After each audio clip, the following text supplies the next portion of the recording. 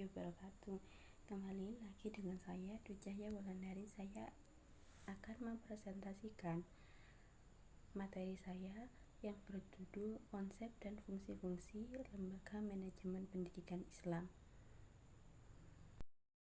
Konsep dasar manajemen lembaga pendidikan Islam merupakan tindakan untuk mencapai tujuan yang berdasarkan Al-Quran dan hadis-hadis Nabi yang sahih melalui usaha-usaha orang lain.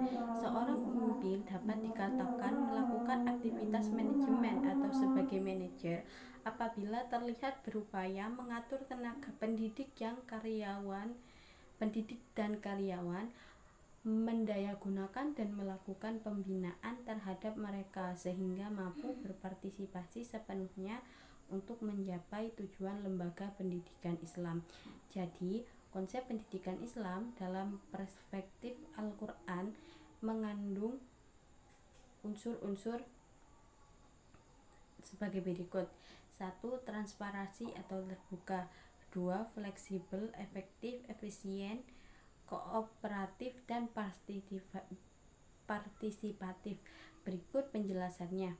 Transparansi atau terbuka berarti adanya transparan atau keterbukaan keputusan yang dan pelaksanaan dilakukan dengan cara dan mekanisme yang mengikuti aturan atau regulasi yang ditetapkan lembaga. Keterbukaan dalam memberikan informasi tidak hanya mengenai informasi yang benar, namun juga bersedia menerima saran atau pendapat orang lain, memberi kesempatan kepada semua pihak, terutama staf, dalam mengembangkan diri sesuai dengan kemampuan, baik dalam jabatan maupun bidang lainnya.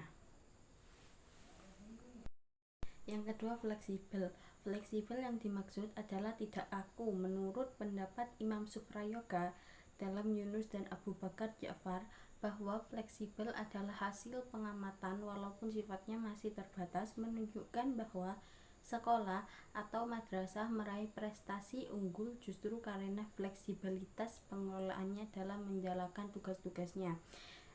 Yang ketiga, efektif dan efisien. Efektif menurut Wayan Sidarta adalah pekerjaan yang memberikan hasil seperti rencana semula, sedangkan efisien adalah pekerjaan yang mengeluarkan biaya sesuai dengan rencana semula atau lebih rendah, meliputi uang, waktu, tenaga, orang, material, media, dan berikutnya adalah kooperatif dan partisipatif. Dalam rangka melaksanakan tugasnya, manajemen pendidikan harus kooperatif dan partisipatif. Hal ini disebabkan ada beberapa hal yang menyebabkan mengapa manajemen pendidikan Islam harus berkooperatif, karena dalam kehidupan ini kita tidak bisa melepaskan diri dari beberapa limitasi atau keterbatasan. Menurut Kester Bernard, limitasi meliputi 1. Limitasi fisik atau alam.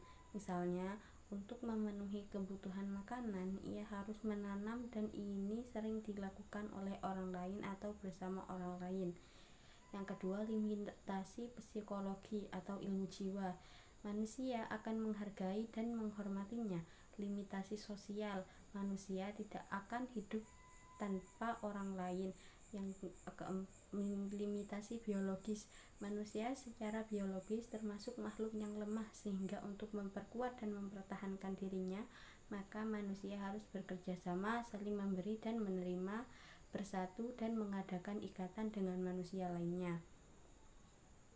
Dari berbagai unsur manajemen yang telah dikemukakan di atas, dapat disimpulkan bahwa fungsi manajemen pendidikan Islam adalah planning atau perencanaan, organizing atau pengorganisasian, actuating atau tindakan, dan controlling atau pengendalian. Mungkin cukup sekian materi dari saya. Maaf apabila ada kekurangan. Saya mohon maaf yang sebesar-besarnya. Wabillahi taufiq wal hidayah. Wassalamualaikum warahmatullahi wabarakatuh.